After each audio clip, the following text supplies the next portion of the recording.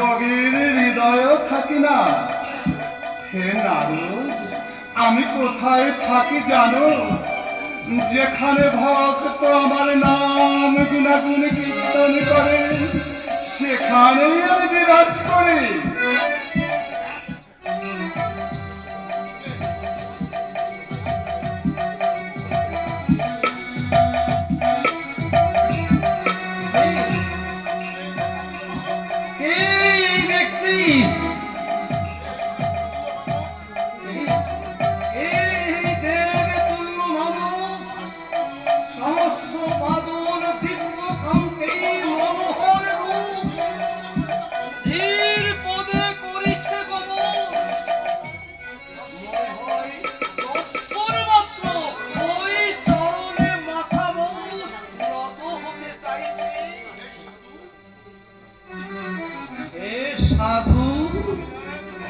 আমি এক ভাবু ঘুরে পথের কামাল, এই হতভাগ্য কামালের তুমি প্রণাম গ্রহণ করো সাধু।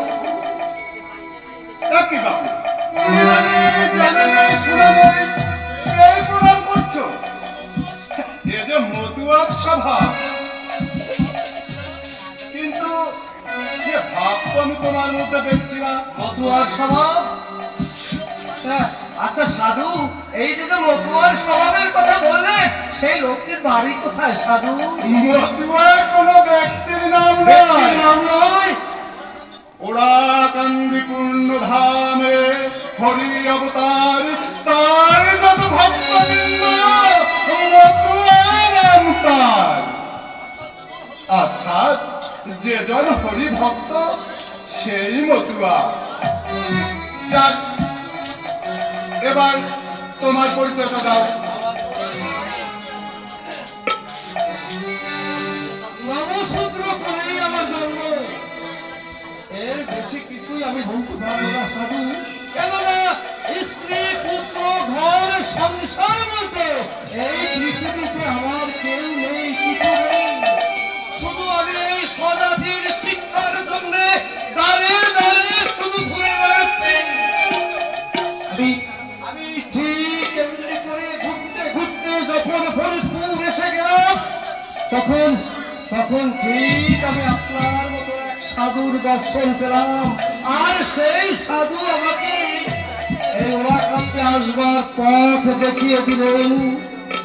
আমি তার কথা মতন এই ওয়াকান্তে আশায় রওনা হয়েছি সাধু। আমি আরো শুনলাম এই ওয়াকান্তিতে গুরুচাঁদ ঠাকুর নামে এক নবশূদ্র কুলপতি আছে। আমি আরো জানতে পারলাম তার পিতা ছিলেন শ্রী শ্রী হরিচাঁদ ঠাকুর। আমি আরো জানলাম তিনি নিরাসঙ্গ করেছেন। আচ্ছা সাধু, সে যাই হোক, আমি সেই গুরুচাঁদ ঠাকুরের কাছে যেতে চাই। আপনি ঠিক পথ ধরেছ। ঠিক পথ ধরেছি। তুমি ঠিক পথ ধরেছ পথিক।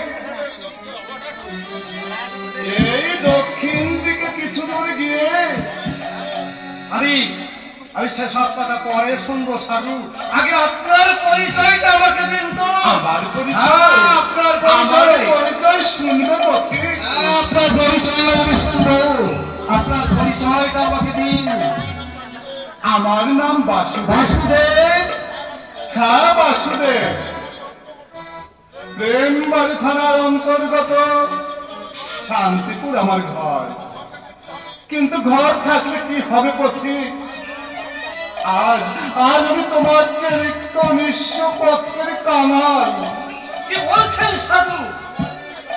আমার চাইতো আপনি নিঃস্বরিত। আমার কিন্তু একথা কিছুতেই বিশ্বাস হয় না সাধু। কেননা আপনার যে রূপ, তাতে আমার কিছুতেই বিশ্বাস হয় না সাধু। বিশ্বাস করো পথিক, তুমি বিশ্বাস করো। তোমার তো কেউ নেই, কিন্তু আমার সব থাকতো আজ কেউ নেই। কারণ আমার ঘর ভরে সন্তান আছে, কিন্তু তার কেউ ভালোবাসে না, আমার কথা কেউ কর্ণপাত করে না, তাই তো আমি মনের দুঃখে তোমার মতো আজ আমি পথে বেরিয়েছি। সাধু! পথে তোমার মতো আজ আমি পথে বেরিয়েছি। কত কত ব্যথা আপনার বুকে, নিরাশ্রয় হয়ে পথে পথে কাঁদছেন, অথচ কোন সন্ধান দিচ্ছে না। আশ্রয় আমি পেয়েছিলাম, পেয়েছিলে সাধু? হ্যাঁ আশ্রয় আমি পেয়েছিলাম। আমার দুঃখ দেখে রামকান্ত আমার সাদরে বরণ করে নিলেন। সেই গুরুজির সঙ্গে আমি মাঝে মাঝে উড়াকান্দি যেতাম। সেখানে মাতা অন্নপূর্ণা দেবী আমায় খুব ভালোবাসতো। মাতা অন্নপূর্ণা আমাকে বড় আদর করে খেতে দিতেন, আর আমিও মহা আনন্দে ভোজন করতাম। আমার আনন্দ দেখে গুরুজি বললেন, বাসু আমার কাছে থেকে কত কষ্ট পাও, তার থেকে ওদের কাছে কিছুদিন থাকো। মূল কথা হরি ঠাকুরের সঙ্গে অভেদ আত্মারূপে আমি ওই ওড়াকান্দি ছিলাম। কিন্তু ঠাকুর যেদিন লীলা সম্বরণ করেছেন, সেদিন থেকে তোমার মতো আমিও পথে বেরিয়েছি। পথে হে মহাজন, আর বলবেন না, আর বলবেন না। আপনার করুণ কাহিনী শুনে আমার যে অশ্রুপাত বলছে না। যতই আমি শুনছি ততই যেন আমি বিস্মিত হয়ে যাচ্ছি। এখন আমায় বলে দিন, সেই ওড়াকান্দি ধাম আর কতদূর? তাই তো সন্ধ্যা হয়ে এলো। তুমি এই পথে চলতে থাকো। পথে চলতে চলতে নিদ্রার আবেশ যখন হবে, তখন তুমি বুঝবে ওড়াকান্দি পৌঁছালে। তবে অনুরোধ, ওই গুরুদেব ঠাকুরকে আমার কথাগুলো তুমি শোনাইয়া পথে, কারণ তার জন্য প্রাণটা আমার এখনো কাঁদে। আমি আমি যে তাকে পুত্র সম ভালোবাসতাম, এখনো বাসি। তুমি যাত্রা করো পথে, আর আমিও। তার সাধু আমার মতো ভবঘুরেকে যখন সেই ওড়াকান্দের সম্মান দেখিয়ে দিলে, জীবনে আর হয়তো তোমার সঙ্গে আমার দেখা নাও হতে পারে। তাই যাবার বেলায় হতভাগ্যের শেষের প্রণামটা তুমি নিয়ে যাও সাধু।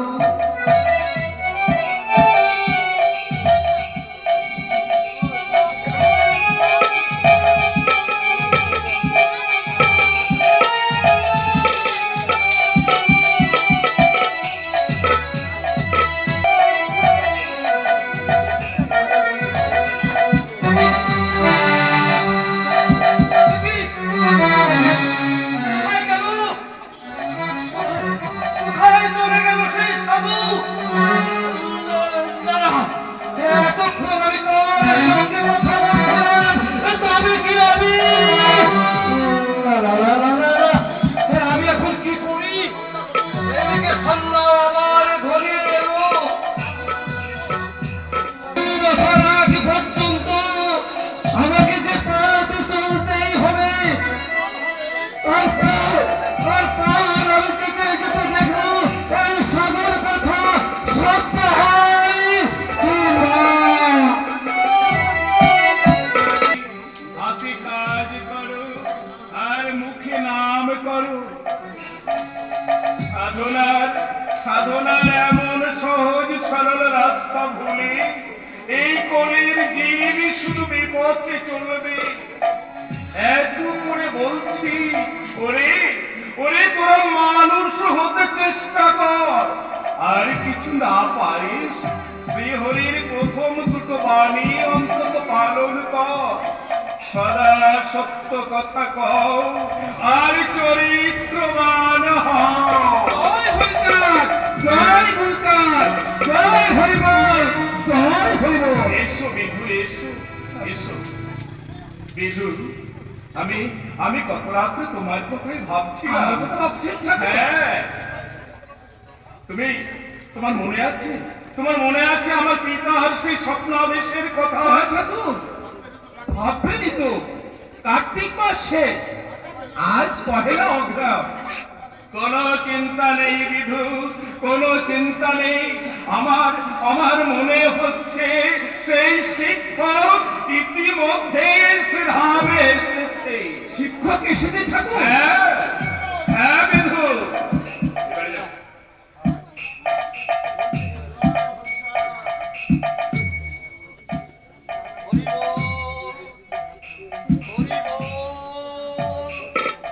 হরি,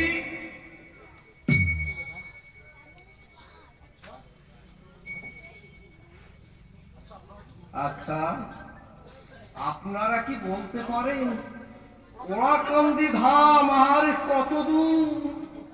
কি বলছেন ভাই? আপনার কথা মনে হচ্ছে আপনি বিদেশি। আরে এইটাই তো ওরাকান্দি সেই ঠাকুর বাড়ি। এইটাই সেই ওরাকান্দি ঠাকুর বাড়ি। হ্যাঁ, হ্যাঁ, এইটাই তাহলে আমি ওরাকান্দি। ওরাকান্দি ঠাকুর বাড়ি পৌঁছে গেছি। পৌঁছে গেছো? তাই তো, জীবনে কোনোদিন আমি ওরাকান্দি আসিনি।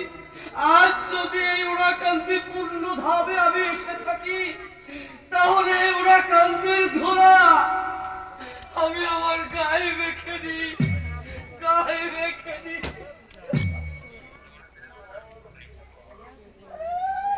আজ আমি পূর্ণ ধামে ওরাকান্দি এসে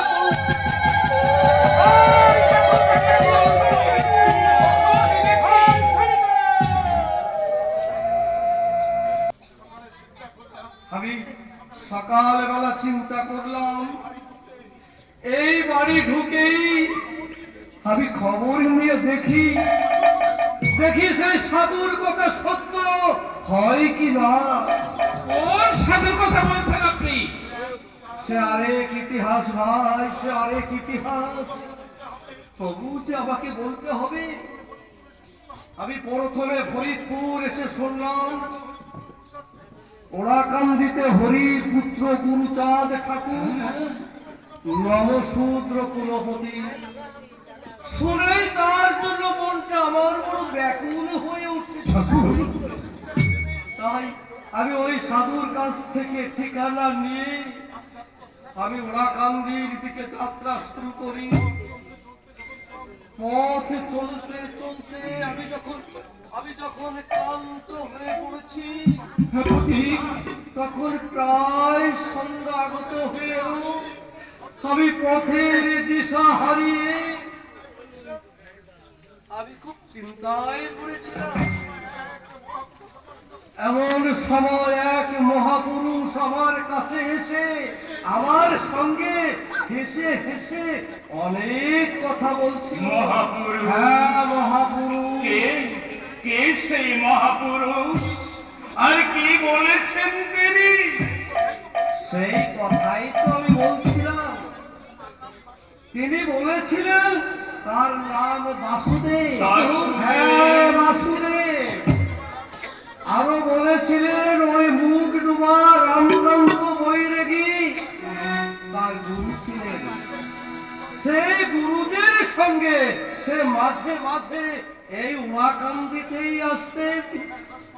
আর এখানে সেই যশবন্ত বৈরাগী আর তার সহধর্মিনী স্নেহে আকৃষ্ট হইয়া তিনি এই ওরাকান্দিতেই থেকে যান। বলে যাও, বলে যাও ভাই, বলে যাও। আর কি বলেছেন তিনি? তিনি বলেছিলেন হরিশ ঠাকুরের সঙ্গে তার অবিবাদ্য রূপে তিনি ওরাকান্দিতেই ছিলেন। আর ওই হরিচাঁদ ঠাকুর তাকে নিজের পুত্র সম ভালোবাসতেন। এমনকি আজও ভালোবাসেন।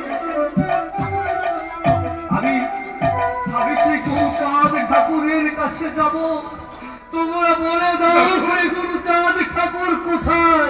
আর যেতে হবে না পথিকি প্রবর, আর যেতে হবে না, আর যেতে হবে না। ওরে বিধু, কি শুনছো, কি শুনছো এই বিদেশির কথা? এই বিদেশি আমি, আমি সেই হতভাগ্য, কিন্তু কিন্তু বড় ভাগ্যবান তুমি। না জানি কত জন্মের পুণ্যের ফলে সেই গোলক বিহারী হরি সন্ধ্যার সন্ধ্যার তুমি পেয়েছ, তার সঙ্গে তোমার দেখা হয়েছে। হে বৈষ্ণব, আমার প্রণাম। আমাকে অপরাধ সাজিও না। হে বাবা, তুমি তো জানো না সেই বাসুদেব নামধারী আমার পিতা শ্রী শ্রী হরিচাঁদ ঠাকুর। হরিচাঁদ ঠাকুর, হরিচাঁদ! কি বললেন সাধু, কি বললেন? হরিচাঁদ ঠাকুর!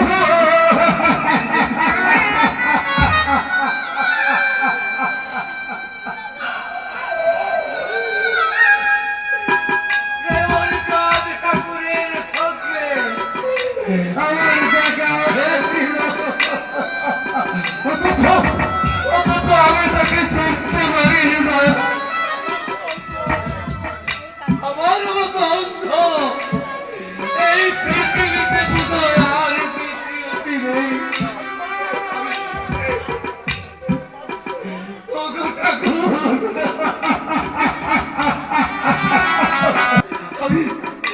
আমি মানুষ নই ঠাকুর, আমি তো মানুষ নামের কলঙ্ক। আমি যদি মানুষ হতাম তাহলে মনের মানুষ আমাকে এমনি করে ফাঁকি দিয়ে যেতে পারত না ঠাকুর।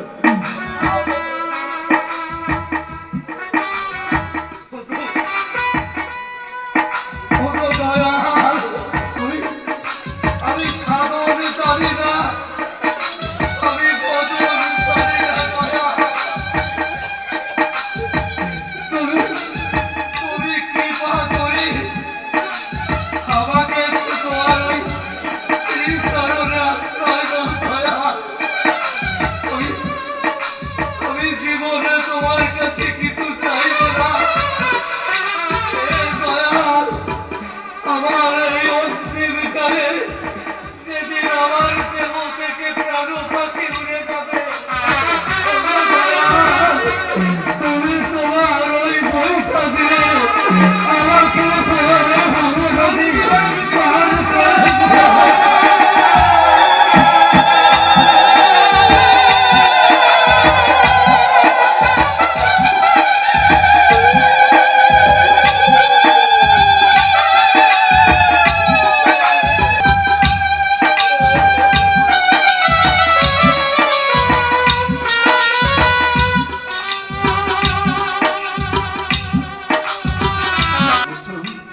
ওঠো বিদেশি, কাঁদছো কেন? ভক্ত ভিন্ন ভগবানের সাক্ষাৎ কে পেয়েছে বলো? এটা কে ঠাকুর? এই বিদেশির কথা আমি কি শুনছি? এই ওরাকান্দি জন্ম নিয়ে অন্ধ হয়ে শুধু গাধার মতো চেয়ে বসতেই মরে বেড়াচ্ছে। তোরা বকনা বিধু, এই বিদেশির কথা আমার শুনতে দাও। সাহেব সুজন, কি নাম তোমার? আর কেন এই ধামে তুমি এসেছো? ঠাকুর, আমার নাম রঘুনাথ। রঘুনাথ, রঘুনাথ, হ্যাঁ, আমি এই ওরাকান্দিতে এসেছি আর সেই বিশ্বপিতা শ্রী শ্রী হরিচাঁদ ঠাকুরের আদেশে আমি এখানে শিক্ষকতা করতে এসেছি ঠাকুর। আমার আমার এই শুভ কামনা তুমি তুমি পূর্ণ করো দয়াল, তুমি পূর্ণ করো।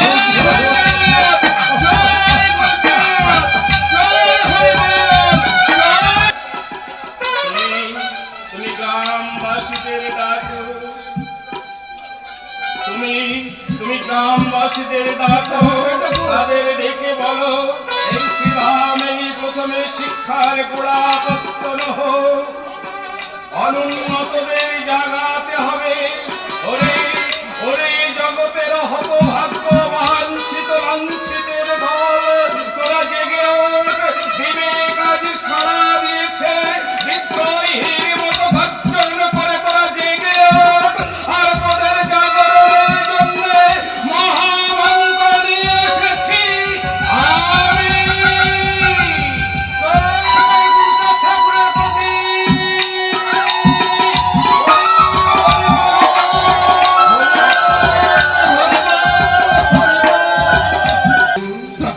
সর্বাগ্রে আগে পাঠশালাটাই ঠিক করো, এরপর একে একে তোমরা স্কুল কলেজ সবই পাবে। সে কি ঠাকুর, পাঠশালা না তুলতেই স্কুল? হ্যাঁ বিধু, এরপর হাই স্কুল হবে। হ্যাঁ, কৃতকান্দির গিরিশ বোস আমায় কথা দিয়েছেন, একটি হাই স্কুল সহ একটি দাতব্য চিকিৎসালয় তিনি গড়ে দেবেন। অবশ্য তার জন্য যে জায়গার প্রয়োজন হবে আমি দেব বলেছি। সর্বাগ্রে ওই পাঠশালাটাই ঠিক হোক। বেশ বেশ ঠাকুর, এখন আমি আসি ঠাকুর, এখন আমি আসি। এসো বিধু, এসো। হরিচাঁদ গুরুচাঁদ তারকচাঁদ গীতিগুরু আনন্দ হরি ধ্যান করে।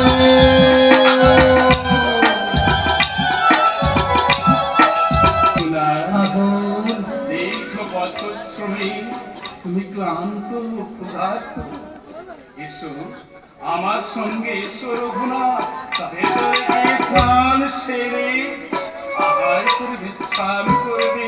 আই হরে ঠাকুর এসো রঘুনাথ।